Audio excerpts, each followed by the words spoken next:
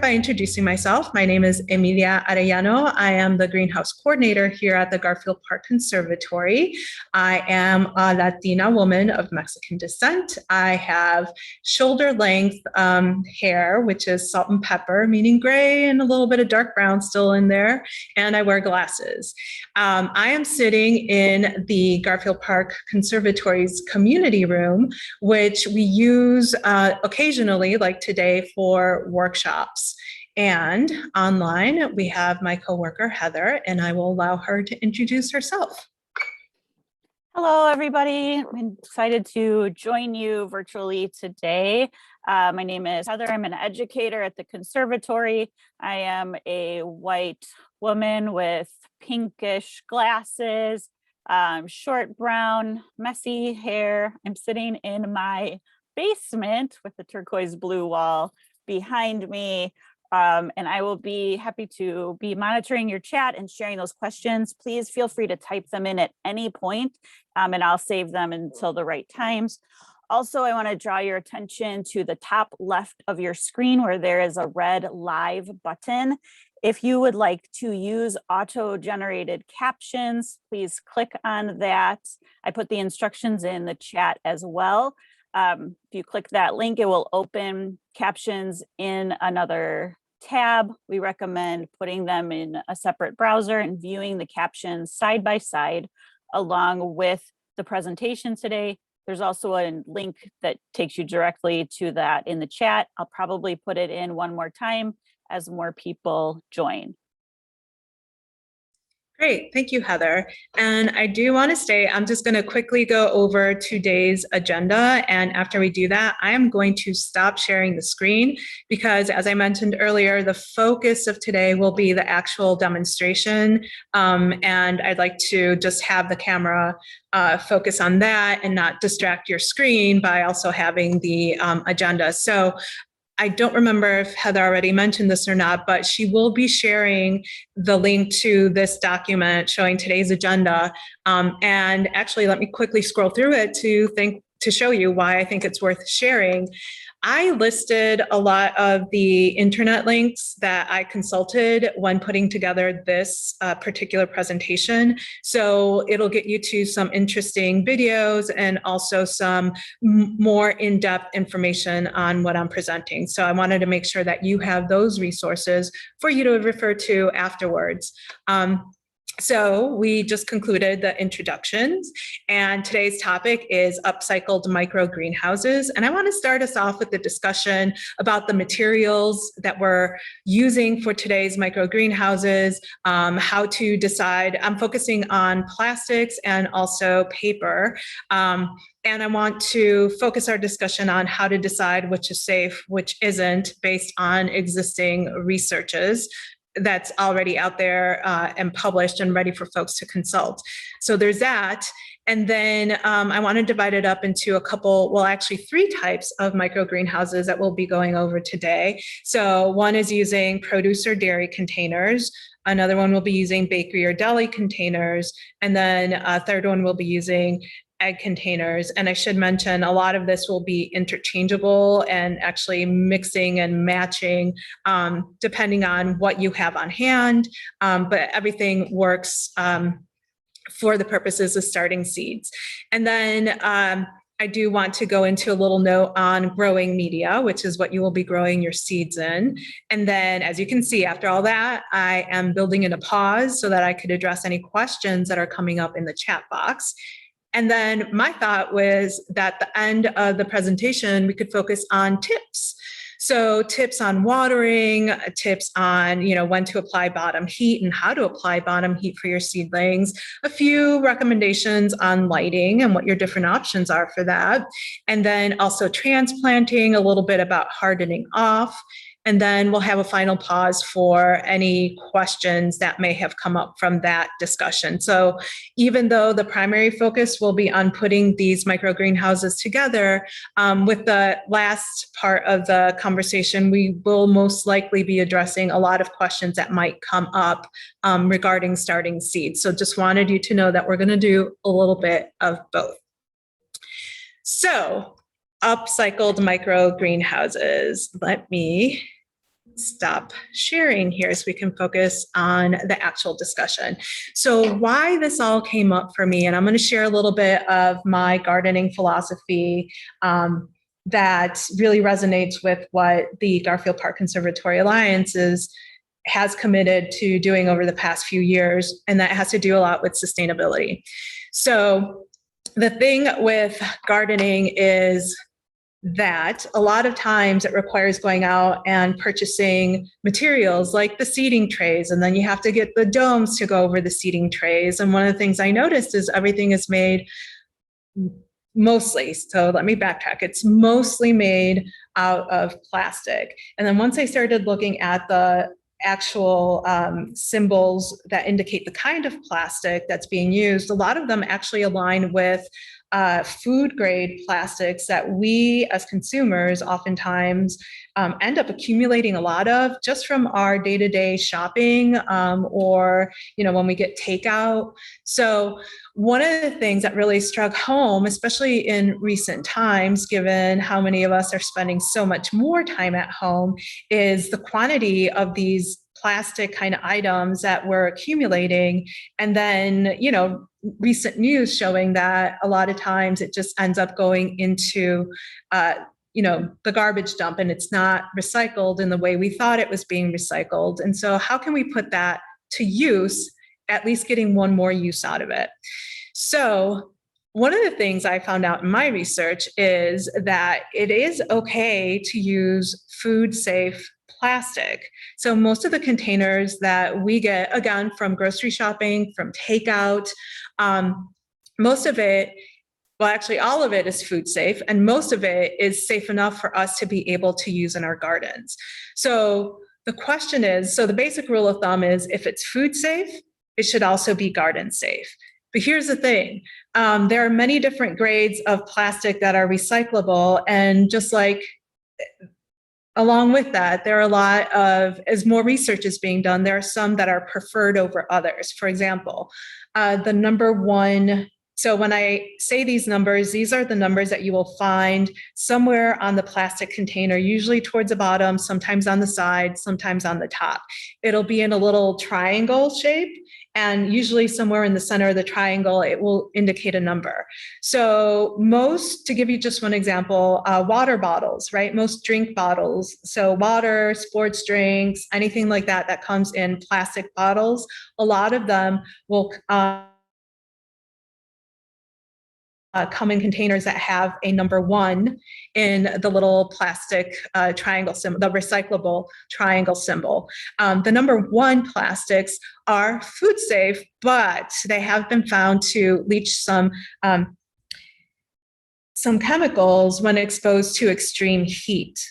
So something like that, I would say, is okay to use for this kind of a scenario, but you may not want to use as a permanent container for plants. If it's something where you're starting something off as a seedling, it will not be exposed to extreme heat for any extended period of time, then it's okay to use for limited use. But the thing that I found through that, the numbers that are okay, so let's start with the preferred one. The absolute best number to go for is number 5. And the number 5 plastics are things on, I'm going to show you one example here. This is a yogurt container. So this yogurt container is a number 5, and that makes a great seedling container.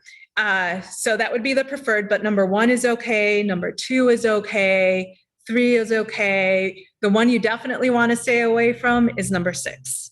The number 6s tend to be anything that's more along the lines of the polystyrene. So if at all possible, avoid using those.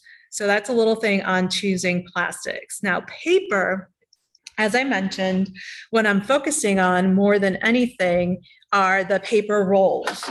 So I've used things like these unbleached toilet paper rolls,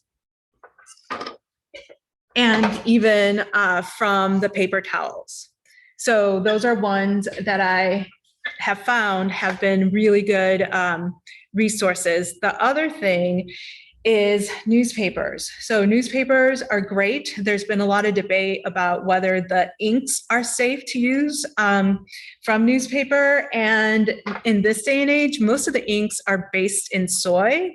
So are soy-based inks, sorry.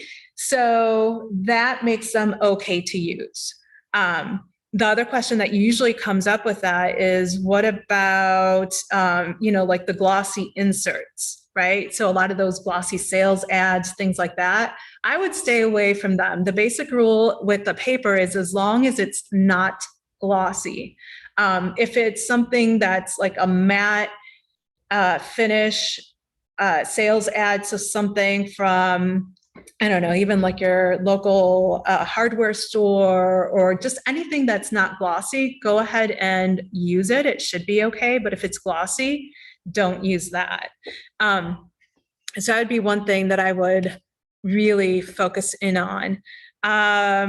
So let's get on to putting together some of these micro greenhouses. So the first example I want to show you. Now, initially I had showed you one of these yogurt containers.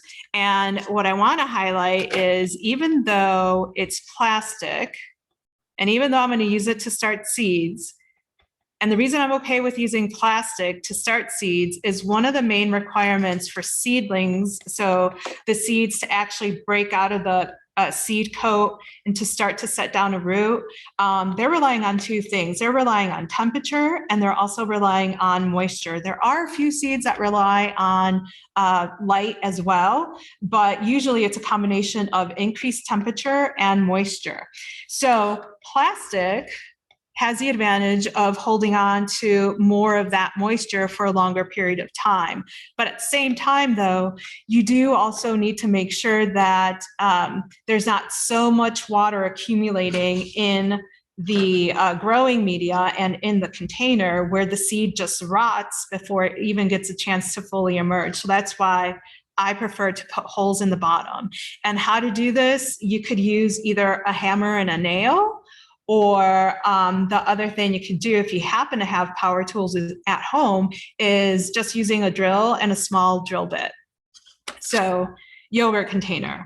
And I did mention containers from takeout, correct? So this is a little sauce container from takeout, right? So I don't remember if it had some kind of salad dressing or maybe barbecue sauce or maybe even salsa, probably more likely in my case. But anyway, so this is another one. Even though it's small, I went ahead and I put some holes in it. And believe it or not, this particular container is a number 5, so it's okay to use. And the reason I bring this up is when I was sorting through all these little containers that I had accumulated in preparation for today's session, I found that about half of them were actually a number 6 and not a number 5. So be careful with those little numbers that you'll find at the bottom of the containers. So what I did for today, and actually what I did from here on out and will be standard practice for me, is I immediately just put everything that was a number 6 into the recycling. And then you'll notice, I'm gonna remove all of that. This is a container that had some kind of pastry in it. Again, something from the bakery aisle of my local grocery store. And again, this is another one to be careful with, because when I was accumulating these, I found something similar where about half of the containers I had washed and cleaned were a number 6. And then I made sure I separated all those out, put those into recycling, and only held on to anything that was the most common number I found was a number 1. So that's what I'm using, is a number 1. And you're going to see they're a little floppy, but for my purposes, they will definitely work for what I need them to do. So why am I showing you all of these? One is my basic system is to nest containers within other containers. So I could set up a little mini greenhouse using a yogurt container and then multiples of these little sauce containers where I already drilled holes into them. And so you might be wondering, well, why would I go through all of that trouble? Once you have it set up, you can have multiple varieties of different seedlings that you've started, so long as you label each individual container. So if you're in a small space and you don't have a lot of room to start or to accumulate a lot of seeding trays, this is a really good way to just get all of your varieties into one small, neat little package, at least while the seedlings are emerging. So, and then the benefit is these small containers have the holes in them, while this container they're going to be nested in has no holes in them. So what will that do? It'll make it so that you don't need to water your seedlings as often, which I think is a great kind of way to go about doing things. So just because we all get busy, you know, even those of us, whenever we have the best intentions and we're just going to be 100% into our project of starting seeds, life happens, and sometimes we just can't be on top of watering them every day or every other day. So this buys you a little bit of time and a little bit more flexibility so that you can do your seed starting, and it gives you that flexibility so that if you miss a day of watering, then it's not going to be the end of the world. So I want to pause here for a second, and I am going to put a little bit of my growing media into it just because I want to show you how much to fill these up. So this is my growing media. I'll go into more detail a little bit later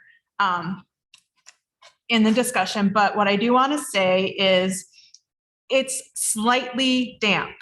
And so what I'm trying to get at here is I balled up a little bit into my hand, my palm, and then I kind of made a fist and I'm squeezing. So it's kind of coming together, but in a very loose kind of way. You'll see that it falls apart. That's about the level of moisture that you want in there to begin with, right? So even though this is a loose mix and we want it for seeds, make sure it has a little bit of moisture in it before you even put your seeds into it. And then I am filling this up to the top.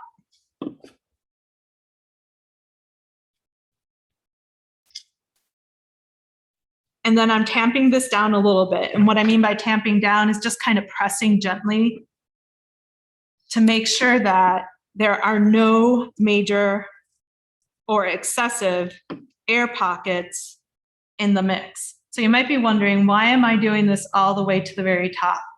Basically, I don't want to struggle when I'm at the point when I'm wanting to transplant my seedlings.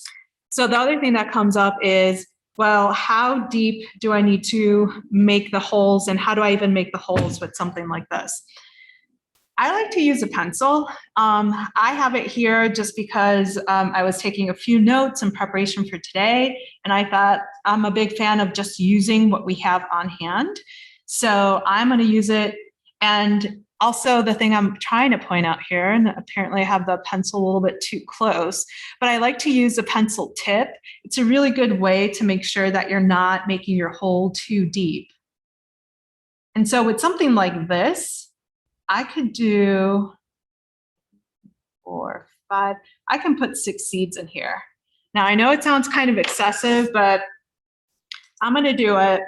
And I'm choosing to seed some tomatillo seeds, right? So I'm going to put 1 into every single one of the holes that I have. And I should say I'm comfortable using tomatillo seeds because they are pretty small. They're even smaller than a tomato seed. I'm going to try to put my hand up to the camera so you can get a sense of it. So I should be able to get 6 in here, and I do. Let me try to, maybe I should see if I can have, oh, I know. Hopefully there's enough of a color difference. Hopefully, let's see. A little bit of camera change. Okay, there's not enough of a color difference. Let me get a different seed variety that's about the same size. We'll go with the collard green seeds. They are about the same size as the tomatillo seeds, but they are obviously different. They're a different color, so it'll be easier for me to see. All right, so these 3 black dots are the collard green seeds, and that's about the same size seed as a tomatillo seed. And that's how I'm able to fit 6 into this tiny little container. And then what I'm doing is the seeds are in the hole, and then now all I do is make sure to go back and cover that hole. And now you've got 6 tomatillo seeds in just one tiny little container. So if I wanted to, I could continue doing this entire, I could do more tomatillos, or maybe I make this my tomato seedling tray. So I have my tomatillos, which are in the tomato, or related to the tomato family, not exactly in it. And then I could put tomatoes in here of a different variety, maybe just 2 seeds per container because they're significantly smaller. And then this could be my one section. I could just cover this and then set that aside, label it, and this could be my tomatillo and tomato container. So the other option, if you don't want to have multiples, or maybe you don't have that many, maybe you don't have your hands on one of these bakery trays, but it turns out that this yogurt container was one of those yogurt containers that came with a little bit of the add-ons on top. So I also kept the lid to that. And it turns out I checked the number, and the number is compatible with what we can do. So I could use this in 2 different ways. I could use it as a like a little catch-all tray, so that any extra water that might leak out of the holes after I water the plant, so anything that might leak out of here, the bottom, after I water it, will sit in here and then help with humidity. If I happen to have a second one, which I do because I've been collecting materials for a while, then I can still use the bottom one to hold on to any excess water, and I could cover the top to keep the humidity level. And this would be like one small, tiny, like this would be the micro of the micro greenhouses. And if you wanted to, you can also do something similar even with this one. Again, I've been collecting many of these little sauce trays. So what I would do with this, I'll just go through the process of filling it. And you might be wondering, what kind of seeds would I even put in something this small, like the little sauce container? And I would tell you, believe it or not, it's perfect for something like lettuce seeds. I'll show you how tiny they are in just a second. But so I filled this with soil, and then I have a second one here. This one, no holes at the bottom.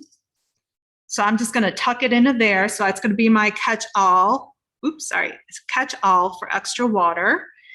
And then let me go ahead and make, I'm only going to do 3 in here. And let me grab the lettuce seeds.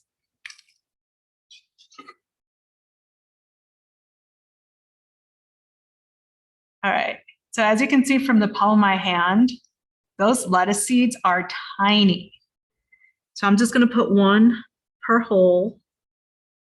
And this particular variety of lettuce is a 4 Seasons. It's a reddish kind of lettuce. And the reason it's called 4 Seasons is it's an heirloom variety that can tolerate more heat than other lettuces. And as you know, lettuces tend to be a cool season crop. So if you're looking for something, for some lettuce during the summer when it gets really hot, this would be a good variety to try.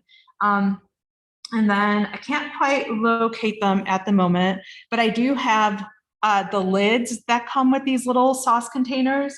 And so what I would do now that this is planted, if I wanted this to be even a more micro of a micro greenhouse, is I would just top this with the lid. Again, to seal in the moisture, at least until the seedling actually breaks through the ground or through the soil and emerges. So this could be an even smaller level of that.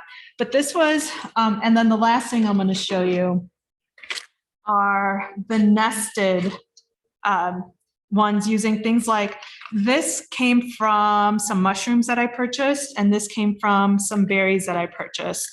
So just to show you the kind of thing that I did with that, it's another version of what I just covered. And this time I'm going to show you with, I'm going to tuck this out. So I nested the berry container into the mushroom container. And then I even went one more layer and nested one of these yogurt containers into it.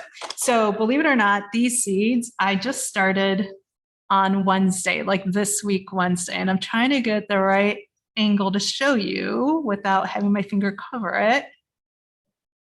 Right there. That is a seedling that's already emerged just from this week, Wednesday. So not even that many days ago, only 3 days ago. So again, just goes to show that the moisture is really important. And then the other thing I want to show, there's even another one popping in, and I put 5 in here for sure. So again, slow going, but they're starting to come up. So there is that. Now, let me show you a paper-based one. So one of the things I want to highlight is I use smaller seeds for these, like smaller plastic containers.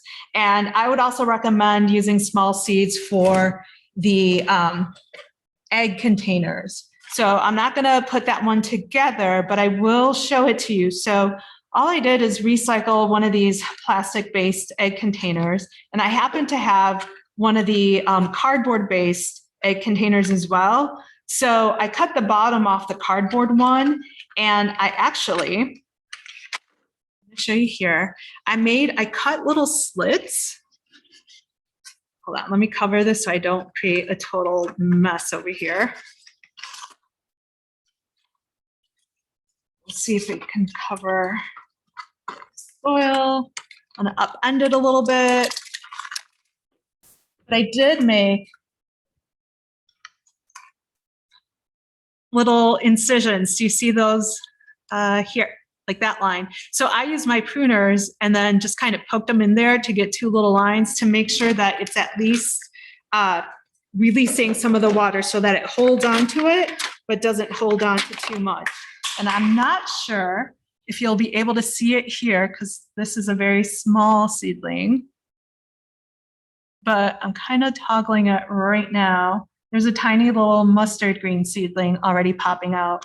This is another one that was just done on Wednesday. So this is a good example of paper and plastic combo. But again, up to now, everything has been small. Paper rolls. Why do I love these? I like using these a lot because it gives you the option of using creating a micro greenhouse for something that grows quicker and has bigger seeds. So the way I'm going to use it today is to start green bean seeds. Also, it gives you a little bit more flexibility. For example, if you wanted to start a crop, a vegetable crop, like a root crop that doesn't like to have its roots disturbed. So for example, it could be a great way to start something like beets.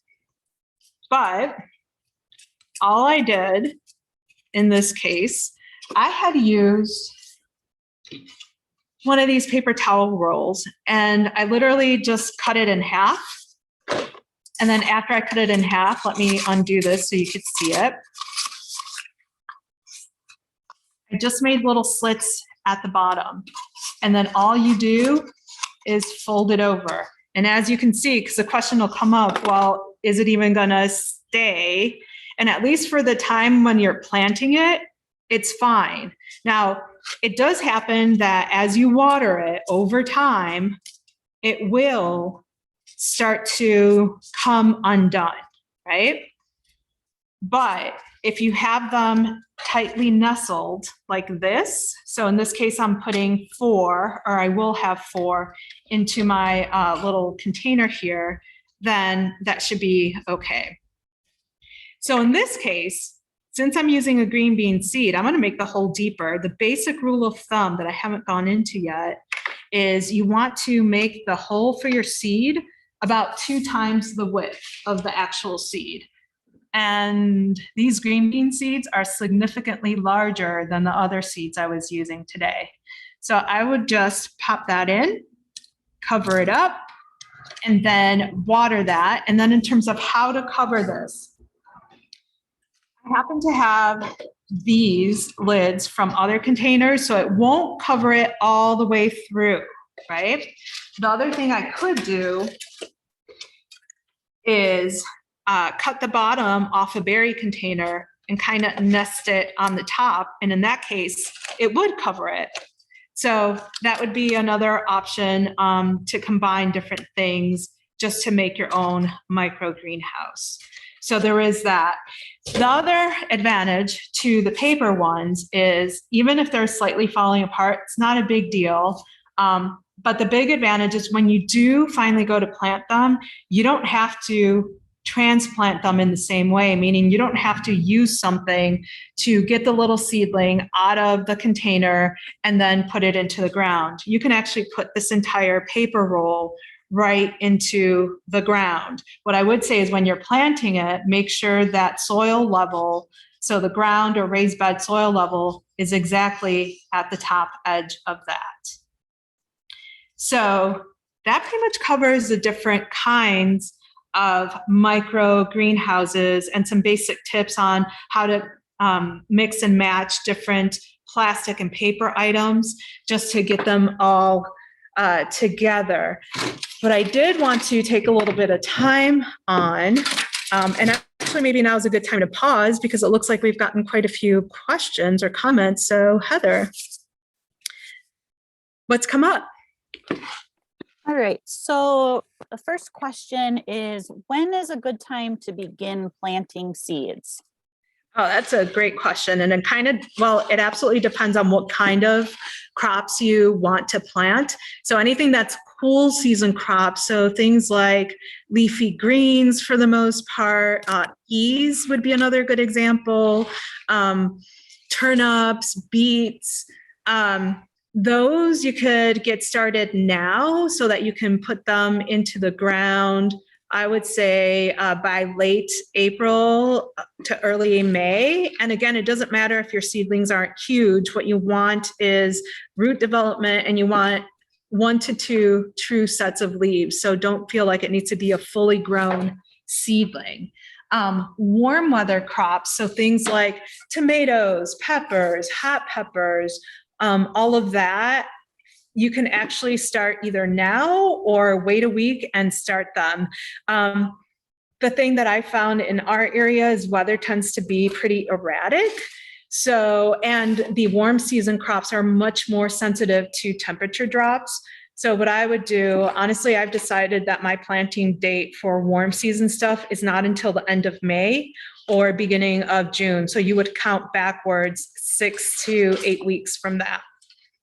And I do want to say one of the links that I included as a resource in the document for today's presentation is a link to the University of Illinois Extension put together this really great document with suggested seed starting and transplanting dates specifically for Cook County.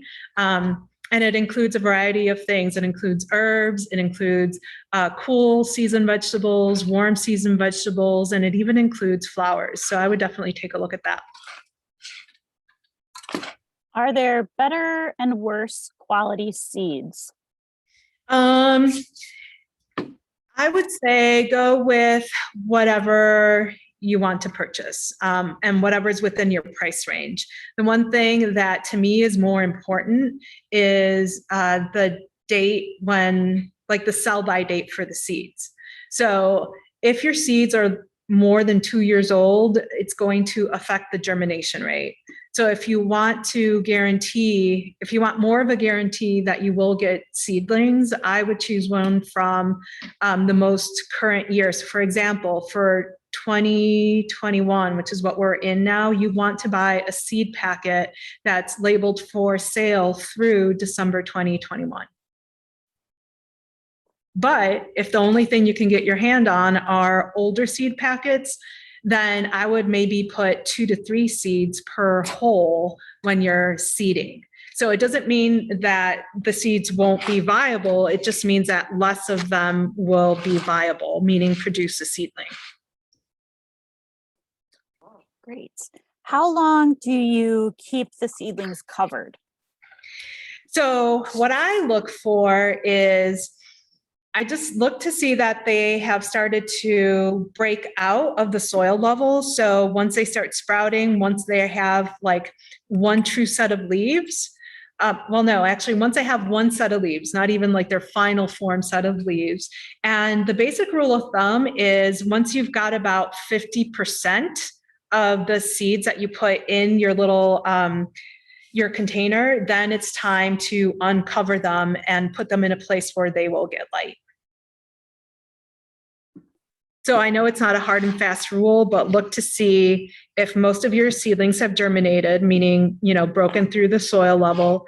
And then the other thing is that they've at least got a set of leaves. Okay, and this is related. So do you keep them covered? If you're going to put these under grow lights, do they stay covered under grow lights? Right. Okay. So that's actually going a little bit towards something that I wanted to cover towards the end, but now's a good time to jump right in.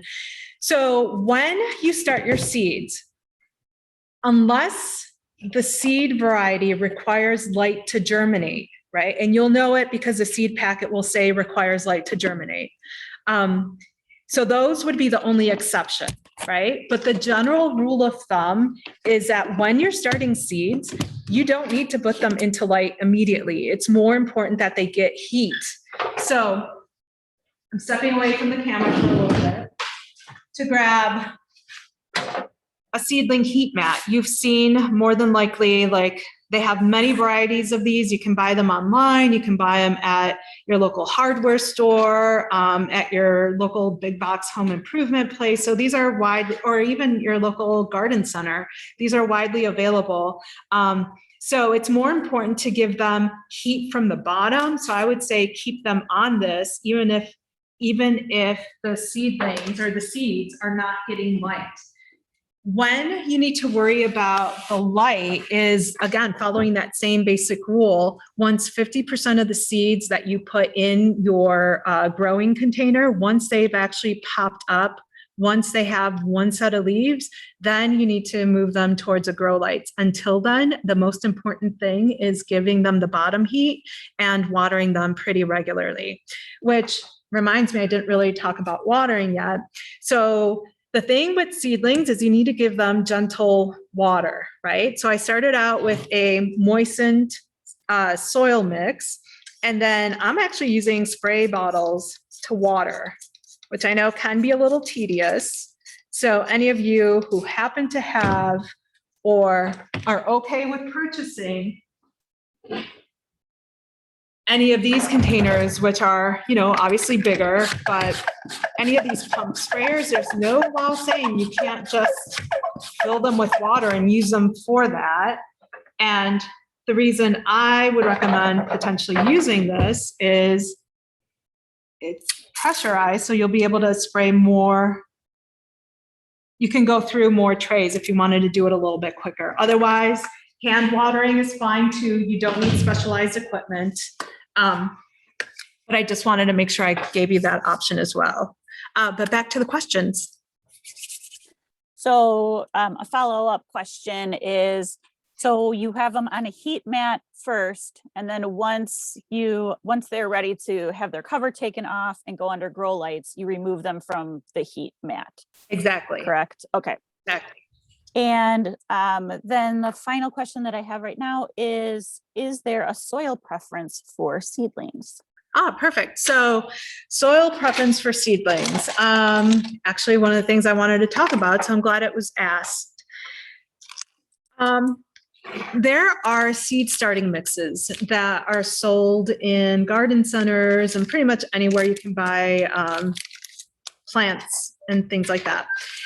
But anyway, If you'll excuse me for 1 second, I actually set myself a little alarm to make sure I hit everything I wanted to cover. Let me turn that off.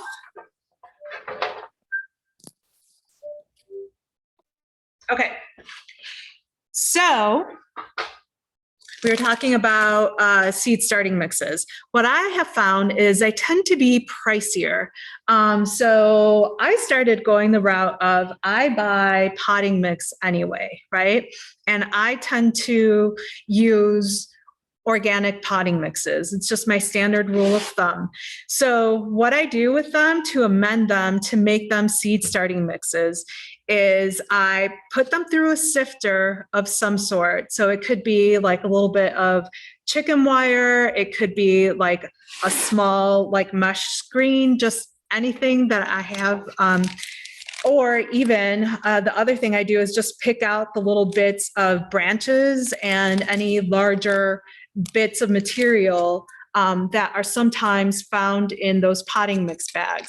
The other thing I do is I make sure that I crumple up, break apart any big clumps that are found in the bag. But anyway, so I start out with an organic potting mix, and I amend with a couple different things. So the thing with seeding mixes is they're basically just a lighter, fluffier potting mix, right? That's really all it is. So I usually get my hands on something like perlite. But I do want to let you know, it doesn't have to be perlite. Perlite are those white little fluffy balls that you find in standard potting mix. You can actually buy an entire bag of just perlite if you wanted to. That's pretty easy to find at most garden centers, hardware stores, big box home improvement places. The other option is to use what's called a builder sand. So the reason I'm holding this up to the camera so you can see that it's a very coarse sand, right? It has some big bits in there. That's okay. The one thing I do want to say is if you're going to put this sand into and mix it in with your potting mix, then know that it might make your seeding tray, like if you're relying on this to be your main amendment, it'll be a little bit heavier, right? So, but in terms of the quantities, I use 4 parts of a potting mix. So I'm holding up this bag because it has 2 pints of potting mix that have already been sifted with the clumps broken apart and etc. So you'll notice I have 2 bags of that. So basically I've got, and these are pint containers, right? So these 2 bags are equal to 4 of these, right? So I would put 4 bags with either 1.5 of these, which is the pint container of the sand, or 1.5 of the perlite. And again, it's just to break it up a little bit and keep it a little bit looser and give it more of that finer texture that the seedlings like. So I know it was a little bit long of an answer, but hopefully I got to your questions. Anything else? No other questions have popped up, but if you think of anything, please keep putting them in the Q&A and chat. Great. So let's see, we talked about growing media, we talked about water, we talked about bottom heat, we talked about when to move on to grow lights. And actually that brings up another thing. So not everybody has it in their budget to go and purchase grow lights. So there are some alternatives. Believe it or not, you can use simple shop lights. The big rule of thumb is that, so they're okay to use because you're not going to grow the plant for its entire life cycle under a shop light. So all you're doing is supplementing natural sunlight, which is why a shop light would also work. And the general rule of thumb, I don't have a light fixture with me here, but regardless of whether it's a grow light or a shop light fixture, I'm going to show you with this, just to give you a little bit of a visual using this micro greenhouse and my hand. Let's pretend that's a light fixture. So while your seedling is growing, so imagine we've got a little seedling that's about, 1 inch tall. you would want your light close to the seedling, but not touching it. Now, the caveat is that definitely works with something like a shop light, and that could be compact fluorescent, it could be LED, that's fine. With a grow light, depending on how old the grow light is, it might, and how intense a light output it has, it might produce a lot of heat. So you might need to have the grow light placed a little bit higher up from the seedling, but the point is you generally don't want your grow light all the way up here and your seedling all the way down there, right? So you'll generally get the best growth from your seedlings if you have the light source reasonably close to the seedlings as they're growing and constantly adjusting, meaning moving up as your seedlings are getting taller. And I did see a question that popped up. I didn't read it entirely, but it had to do with the color of the grow lights. I know there's some out there that are green and not green, blue and red.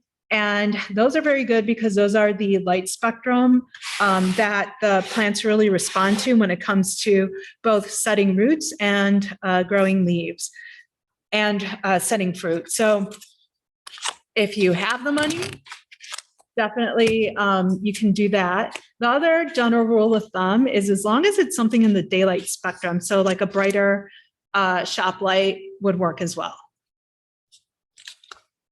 Oh, and then the other thing is, remember that these lights are meant to supplement sunlight. So if at all possible, have your seedlings near a south or a west facing window. It doesn't have to be right against it, but somewhere in an area where they can get some of the natural sunlight, and then have the supplemental lighting be exactly that, just a supplement. Do we have anything else? Nope, that was the one, and you got it. Great. So let's see, we talked about, transplanting. So the question might come up with respect to transplanting. When do you start moving them from one container to another? I would definitely wait until you have two true sets of leaves. So I know you've heard me say this term, and what does it mean? When seedlings like first emerge, so after they break through that soil level, they'll put out one set of leaves that are usually common. They're usually the same shape for any kind of seedling. It doesn't even matter like what it is you're growing. They will just be long and slender. I would say they almost look like mini blades of grass, and they're coming off of the stem, right? So that's the first set of leaves. And then they'll grow a little bit taller, and then just above those, they're going to develop another set of leaves that are going to look more like the leaves would look for that actual plant. So meaning, to give you an example, most folks know what tomato plants look like and can kind of picture the serrated edges of proper tomato leaves, correct?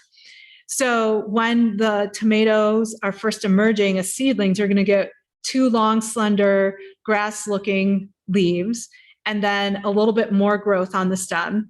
And then you're going to get one set of small, like really tiny baby serrated tomato leaves. And then the stem is going to grow a little bit taller. And then you're going to get a second set of tiny baby serrated tomato leaves. And you're also going to start noticing that first set of leaves that came out, the ones that look like slender blades of grass, those are going to start to yellow and just kind of dry out. That would be a good time for you to transplant into a slightly bigger container. And that's just to give you, but you can also let them go a little bit longer. It kind of depends on your schedule and what else you have going on. Now, hardening off is the more important part, especially as you're getting ready to plant these outside. If all you're doing is growing these seedlings and you want them to, maybe it's a windowsill little herb garden or a little windowsill flower garden that you're wanting to have for home, which is fine. In that case, you won't need to harden off. And then once you transplant, you can get them into the final container that you want them to be in. But if you are planning to grow these outside, it'll be important to give them some time to acclimate. So give your seedlings a little bit of time to get used to changing conditions.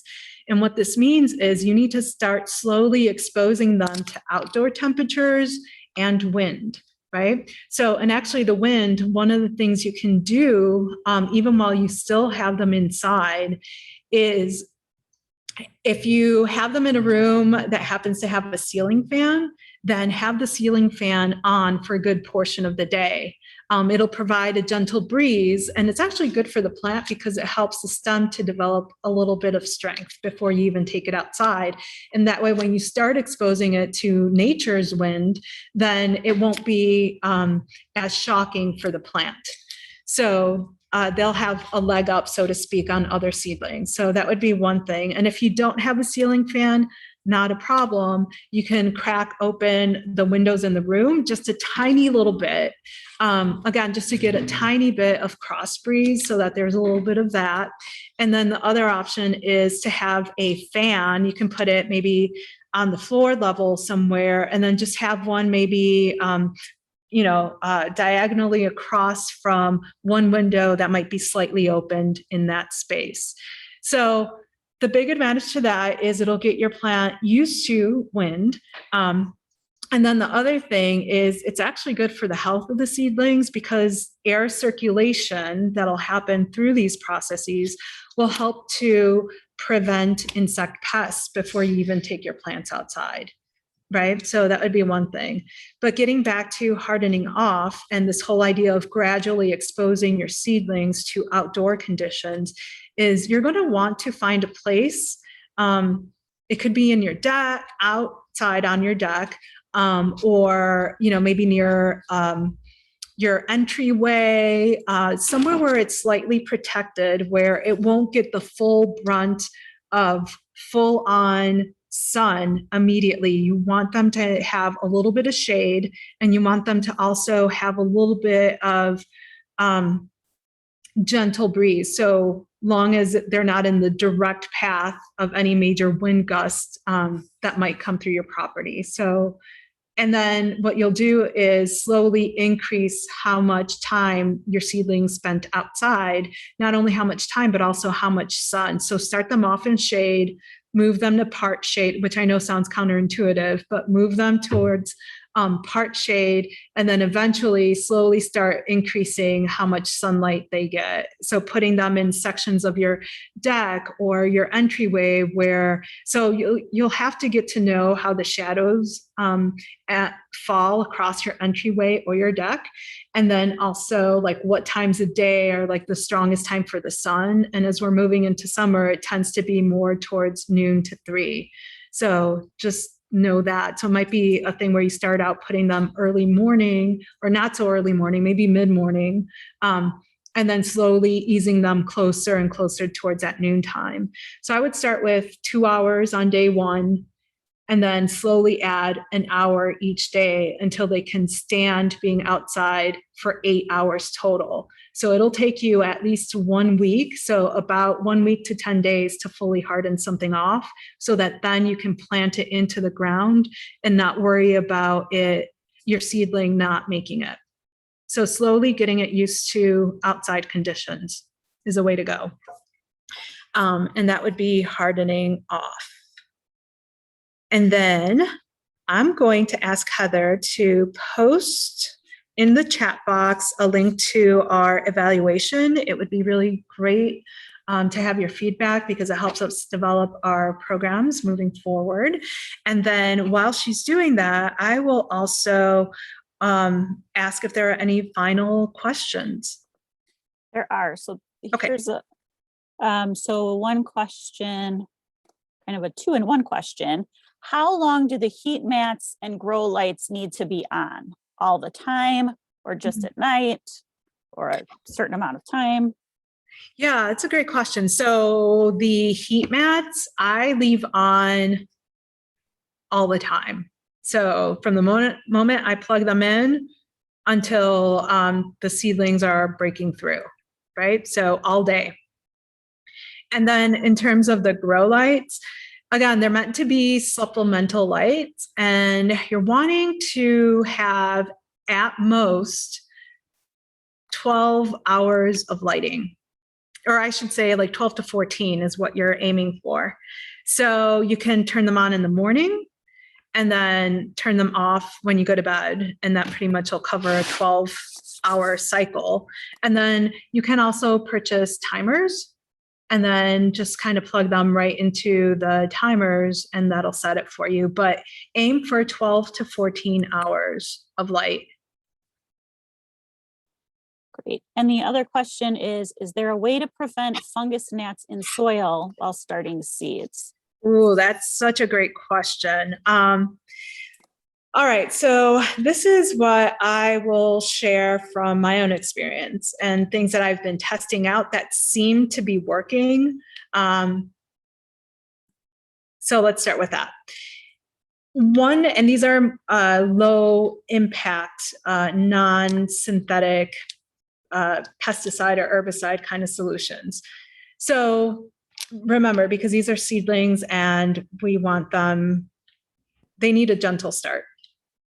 So one of them, one of the tips I've heard about is actually mixing hydrogen peroxide and water at about a 50-50 solution, and then using that to water your seedlings.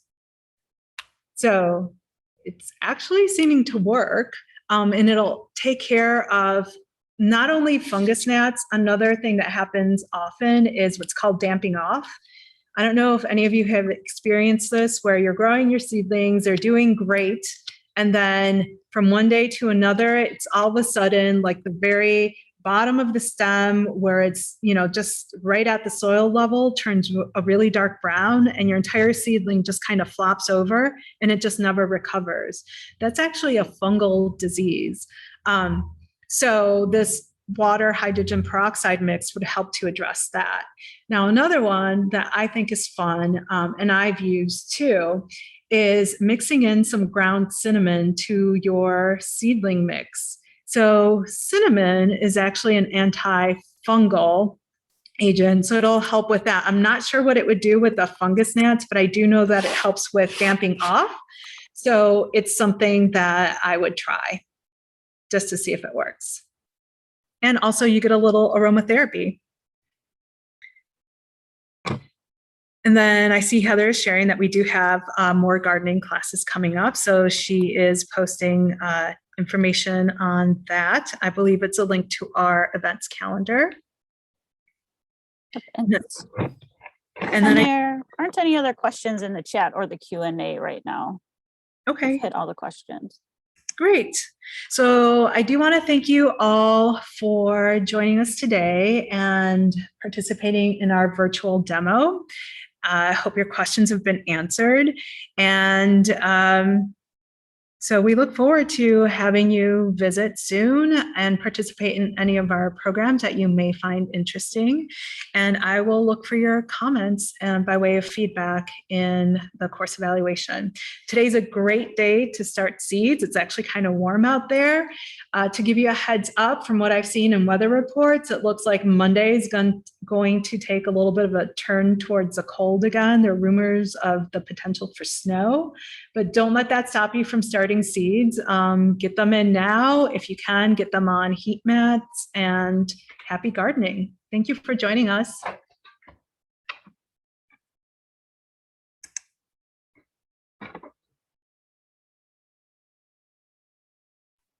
Thank you, Amelia. I'm just putting in the link for the FAQs for our reopening, and then I will say goodbye and end this for everyone. I just want to make sure you all can get that link.